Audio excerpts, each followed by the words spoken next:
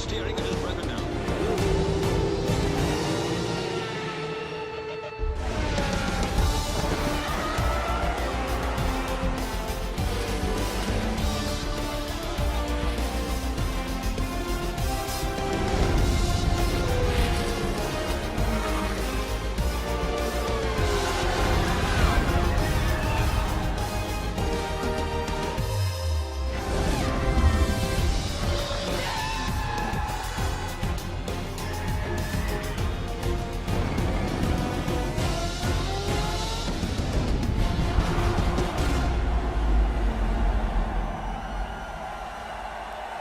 Formula 1 is back, the winter break is over and pre-season testing has begun at the Circuit de Catalunya, where the teams and drivers are getting ready to make their way onto the track for the first time before we kick off the brand new F1 season.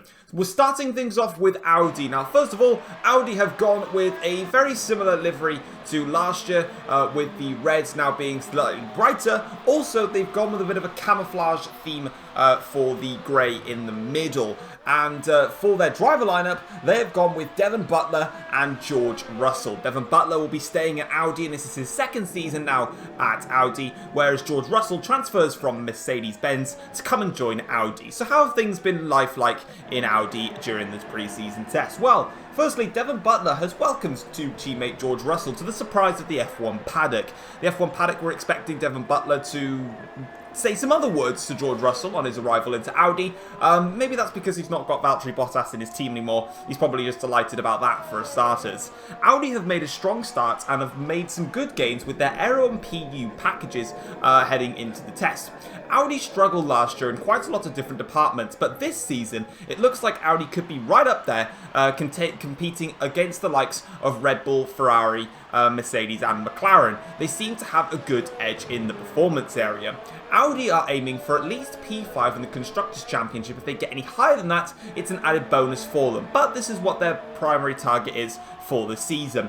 And George Russell is looking forward to a fresh start with Audi. Things were very rocky between himself and Mercedes-Benz. He says hopefully the relationship between him and Mercedes never fades away, but in terms of his overall desire, he needed to go elsewhere, and Audi was of course his first choice. So that's where he's gone, and we'll see if it pays off for him. Moving things onwards, we're going to go over to Ferrari, who have gone with a slightly different livery change for this season, dropping the 90-year piece, and they've now gone with a red and white theme with the Italian flag on the back of the car, and with a new driver from a brand new area. Charles Leclerc maintains his seat in Formula 1, but joined alongside him is Noah James. Now, Noah James, we've got a little bit of a fact file on Noah James, so you guys can understand who he actually is. Noah James is an American-born racing driver who was born in San Francisco in 1995. Noah James raced in Indy 500 and is a two-time NASCAR champion. He's very much known for his racing in America, obviously being born in America. He is very well known and popular in NASCAR, and he even had a little go in Indy 500, finishing in second place in his one and only entry. Noah James says that he wants to be the best in all formats of racing and feels like that he's proved himself in NASCAR. He even showed that driving NASCAR he could go into Indy 500 and put on a show, and he did. And Noah targets now for his first season in Formula 1 beating Charles Leclerc and reigning Formula 1 world champion Sam. Now that, if you ask me, is a bold decision for your first season in Formula 1, but hey, aim high and you might get somewhere. Now, as Ferrari as a whole for pre-season testing, it was a weird one for Ferrari. They were really unsure on where they stood. They didn't quite know if they were quick or if they were slow. On one day they were very, very fast, the next day they were really slow, and then yeah, it was really inconsistent for them. Lap time showed that they had some good straight line speed, but tyre wear seemed to be a factor for them. Didn't quite manage to last as many laps as other teams out there. Something to look at. Charles Leclerc has welcomed Noah to Ferrari, but has warned that he is ready to battle. Of course, we have seen that Noah is very much anxious on beating his teammate, and Charles Leclerc says, fine, welcome to Ferrari. Let's battle, let's do it, can't wait. So, interesting signs for Ferrari ahead. Now we're going to look over to Ford, and Ford have had a very rough pre-season testing and a very rough winter because of one thing, and that's their driver. First of all, they've kept their driver lineup, so Carlos Sainz and Pierre Gasly retains their seats in Formula 1 for Ford, but in terms of one of their drivers, it was a bit rocky. Carlos Sainz has stated that if Ford don't improve, he's out. He's out of the door. Gone.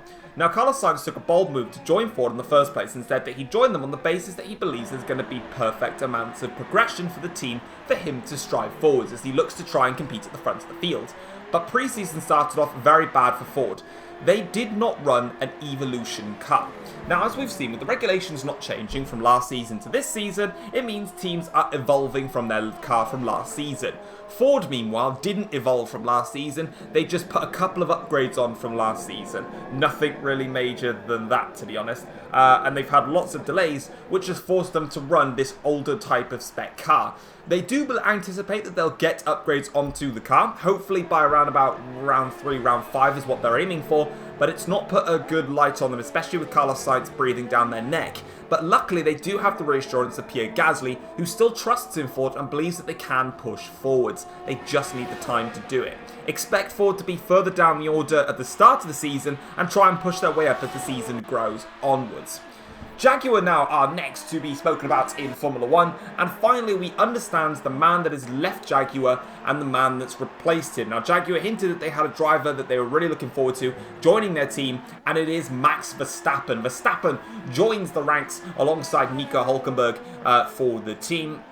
And Jaguar rocking a very similar livery to last year with a little bit extra turquoise blue on the car compared to what we saw from last season. Max Verstappen is excited to get started and to rebuild Jaguar. It was a bad season for them last year and they're looking for improvements, and early signs show that is the case. They're looking very, very good. Jaguar already look to be contesting alongside Audi, which is a very strong sign for them heading into this season. Nick Hülkenberg believes this is the season to start a new journey. Obviously, the journey with Jaguar last year was wretched and horrible. This season, however, there could be some bright moments ahead for the team. Jaguar are aiming for multiple point scoring finishes and to try and make sure that any points that they do gain is via the raw pace that they've got, not down to luck, e.g. like we have seen from last season. Now, as we go over to the defending champions McLaren, and this is where the paddock took the shock. Tom has decided to leave Red Bull Racing and has joined McLaren for this season. The champions McLaren have now got probably the strongest driver lineup on the grid, with Tom and Sam both being at the team. Sam has been the heart of McLaren for the past 2 seasons and has been in the championship hunt for the past 2 seasons. First time around, it was McLaren versus Mercedes, in which Sam lost that championship fight to Tom. The next season, which was last season, of course, it was McLaren versus Red Bull, with McLaren coming out on top and Sam winning the World Drivers' Championship, with the titles being one apiece when they've been fighting against each other. Now it's up to Sam and Tom to fight against each other, same car in the same team. This is going to be interesting, but how have the team been getting along over pre-season? Well, of course, the entire paddock is ready to see how Tom and Sam will get along.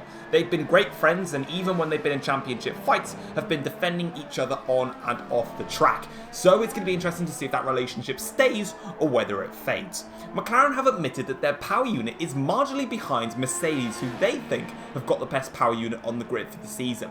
Now, at the end of last season, we saw Mercedes-Benz catch up to McLaren in the race for development. McLaren made a massive upgrade in the middle of last season, which curtailed them way further than any other team and eventually led them to taking the Drivers' and Constructors' Championship. Mercedes, though, especially in Japan and Belgium in the last 2 races, put the pressure on McLaren, especially in a straight line, and it was clear to see that they had a power unit gain. Mercedes look like they have gone another step forwards and are slightly ahead of McLaren, but McLaren have made substantial gains with their aerodynamic department, and through the corners, the McLaren is absolutely planted to the ground and are extremely fast and probably have the best aero on the grid, and it's something that a lot of the teams are very much concerned with. Of course, with the McLaren, they are rocking the Vodafone red livery, but this time their primary colour has gone to black rather than the grey that we saw from last season. Of course, we knew that McLaren had that Vodafone livery on in the first place, but it was a question of whether it would stay or whether it would go, and of course, with the championship being in McLaren's favour last season, it stays. Sam also believes this season for him is going to be his toughest yet. He's not only got to face Tom in the same team, but he has also got to sort out what's going on behind him with the rest of the pack coming up his tail, and he of course is the defending world champion. Every single driver on that grid is gunning for his title and they want it, so Sam's got a lot on his plate. And the team that might just try and usurp them with that is Mercedes-Benz. Mercedes will be having Reese and Lewis Hamilton rejoining the team for this season, with Mercedes changing themselves up to a white livery to go back to their classic days when they used to run white in the past, with a big red arrow surpassing obviously for Niki Lauda. Mercedes, as we've seen, have made big gains with their power unit and could well be in contention to beat McLaren in a straight line. Whether that's going to help in the cornering doesn't look like it. They're still struggling with high-speed cornering, and it might just cost them in their fight with McLaren. If they can't get the car planted in the corners, their straight-line speed deficit that they've got in advantage might actually not pay off the way that they want. Reese, though, is happy with the car after testing. He thinks that there's promising signs to come for the team as he looks to end Mercedes' winless streak. Of course, the biggest problem that Mercedes have got, they didn't win a race last year. It was a bad year for Mercedes. They need to bounce back from their problems from the previous season, and Hamilton is happy to be back at Mercedes again, stating this is truly his home and he wants to stay here, whether that's as a driver or as team personnel. Now we're going to go over to Porsche, and yeah, this was a bad pre-season testing for Porsche, probably the worst of any of the teams. Major problems for Porsche. They suffered horrendous amounts of reliability problems throughout all of testing, and Pascal Wehrlein and Nico Rosberg, who retained their start drives for this season, driving the brand new baby blue and orange Porsche, didn't work out for them. They had issues with electrical problems, they had gearbox problems, they had engine problems, they had all sorts, and they just did not get an understanding of their car. And the problem that they've now got is they need to make sure that this reliability is working, and that's going to mean that they have to take away from performance upgrades and focus on reliability upgrades. And already they're on the back foot. Not only do they have not the best performance, well, we don't know what their performance is like, but they just don't have the reliability. Now that they've got to focus on the reliability, it means that performance upgrades now have to put on hold, which means the other teams can start to outdevelop them. This could be a rough season for Porsche, and Rosberg is worried that Porsche are going to suffer this season, but we'll have to find out if that's the case. Now we're going to move over to Red Bull Racing. Now Red Bull, of course, finished second in the championship in both drivers and constructors last season, and we'll see what they can do about it this season. With Tom and Sebastian Vettel not in their team, means they've got to start from scratch, and they've gone with Lando Norris and the new American racing driver as well of Mason Wood. Now Ferrari were trying to scout these American drivers of Mason Wood and Noah James, and eventually decided to go with Noah James. Red Bull were also scouting them and then decided to go with Mason Wood, so luckily they picked different drivers. So let's have a little look at who Mason Wood actually is. Now Mason Wood is an American-born driver. He was born in Texas in 1996. Mason Wood is following in his father's footsteps as an IndyCar driver. Mason dominated IndyCar with 3 IndyCar titles and 2 Indy 500 wins, but the rivalry between Noah James and Mason Wood already sprung before Formula 1 actually begun. As we said in the fact file earlier, Noah James participated in an Indy 500 contest in which he finished second. Guess we finished second too? Yep, that's right, it was Mason Wood. Mason Wood won that Indy 500 race ahead of Noah James by 0.123 tenths of a second, a tenth. And yeah, there's some rivalry in there between those two guys, so that's going to be interesting to see. But as Red Bull kickstart a new season, they're back with Honda engines after activating what they called their reactivation clause to have Honda engines. But in a straight line, it's still a bugbear for them. We saw that last season it pretty much cost Tom an opportunity at the World Championship thanks to poor straight line speed, and it's still not quite up to scratch yet. Obviously with Honda not knowing whether they're going to be back in Formula 1 or not, didn't really have the time to upgrade their engine development. Red Bull believe that this season may just be a little bit of a rebuilding process for next season for them to charge. But they're looking sharp with their chassis, so there's promising signs ahead for the team. But Lando Norris is, no matter what, is excited to be at a top team. He knows that it's going to be tough with Red Bull being very strict when it comes to driver lineups, but at the end of the day, he's more than happy to have a challenge. Now we're going to move over to Renault. Now Renault are switching things up from their yellow and blue livery to a full black livery. And their drivers of Daniel Ricciardo and Esteban Ocon maintain their seats at the team, and they are ready to work together again. Now, Renault, it's not been the greatest preseason in terms of performance, but they've done really well in terms of getting the laps together. Now, here's where it looks a bit strange. It looks as if Renault have gone backwards from last season in terms of their performance on the track. But Cyril Abiteboul believes that the top teams have just become even faster, and it's made it that much difficult. He believes that Renault have taken a step forward, whereas the likes of McLaren and Mercedes have taken 2 steps forward, and it's made it more difficult for Renault to compensate with this. Now, here's where the problems lie. Renault are in a state where they're trying their best to push themselves to the top of the championship, but Daniel Ricciardo is out of contract at the end of the season with Renault. This could be problematic. Renault have been putting their faith into Daniel Ricciardo, and now, if they can't get this car to perform to the highest of standards, they might just end up losing their star driver. Of course, they have still got Esteban Ocon in the team, but Ricciardo is someone they've been relying on for the past few seasons. It's not going to be good if he ends up saying bye-bye. And then finally we come to Williams, who are unchanged in terms of their livery for the season, but their driver lineup has changed. Now, Williams are very much a back-market team for the season. We saw their performance was not brilliant, and they had the same issue as Ford. They had a lot of upgrades that were ready for their car, but they still needed fine-tuning. They still had a couple of quality control issues, and they also are going to have to bring those upgrades into the start of the season and not straight away, which means they're going to be off the pace to start with. Their driver lineup is consist of Valtteri Bottas and Lucas Weber. Now, Bottas is ready to put last season behind him and focus on doing his best to attract the attention of others for next season. That's an interesting statement. Bottas doesn't seem to have the full commitment of being with Williams for very, very long. And obviously, why should he, with Williams being a back-market team? But of course, there's still something to look at. Williams are still looking to sell their team, but are going to continue to fight in Formula 1. Williams are currently on a 3-year plan to get rid of their own team.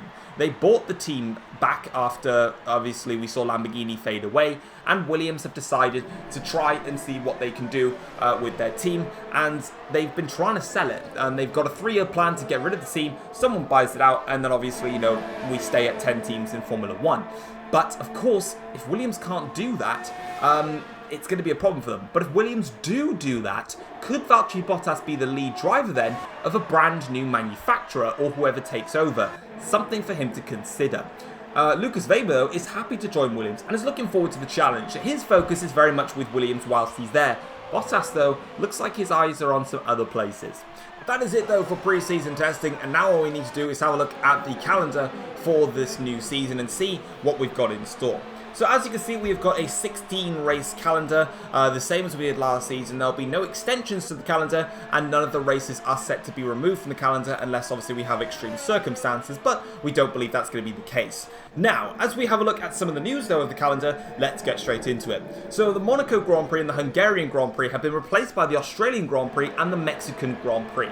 The Brazilian Grand Prix, which normally hosts round 2 of the season, is now going to host the 14th round of the season. This is due to circuit maintenance, which means that they need more time to get things right across Sao Paulo, and of course, they've managed to get the 14th round, with the Mexican Grand Prix organisers hosting the 2nd round instead, saying that they are more than ready to get their race underway and have swapped with Brazil, as Mexico was going to host round number 14. Season begins with flyaway races before we head to the European races. So we've got the flyaways first, then we go to the European legs, then 2 flyaways, back to Europe for the Belgian Grand Prix to finalise the season. The head of the Monaco GP circuit confirms that the major harbour refurbs have caused the cancellation for the race. Now, it's been apparent, and we've known about it before, but a deal had been signed for the Monaco Grand Prix to go ahead. However, as it obviously has now been confirmed, the harbour around Monte Carlo needs some major refurbs, and a big construction development is underway, and it's obviously going to affect big parts of the track, and they couldn't have the race. And obviously with Monaco being a very strong street circuit, it was very hard to get a new date in place, so they decided to call it off. So obviously we've had a replacement in there of Australia. So as we can see then, let's have a look at how the calendar is going to look then. So round number 1 will be at the Australian Grand Prix, with the 2nd round taking place at Mexico, with USA staying as the 3rd round. We're then going to move to Canada after that. Then we go to Bahrain, round number 6 being Singapore, with round 7 being Azerbaijan. Round number 8 is the Abu Dhabi Grand Prix, and then we head back to Europe for the European races. Round number 9 being Germany, round 10 being the British Grand Prix, round 11 being the French Grand Prix, round 12 is Austria, round number 13 is Italy, round number 14 then is Brazil, then it is Japan, followed by the season finale in Belgium. So there we have it then. That is going to be it for this F1 pre-season. All we've got left is to get the racing underway. Round number 1 is going to be the Australian Grand Prix. Who's going to come out on top in this new season of Formula 1? Can McLaren make it a second successive double world championship, or will the other teams be able to chase them down and take that championship away from them? That has been all for pre-season testing. We'll see you guys for round number 1 at the Australian Grand Prix, where we hope to see you all there. Take care all.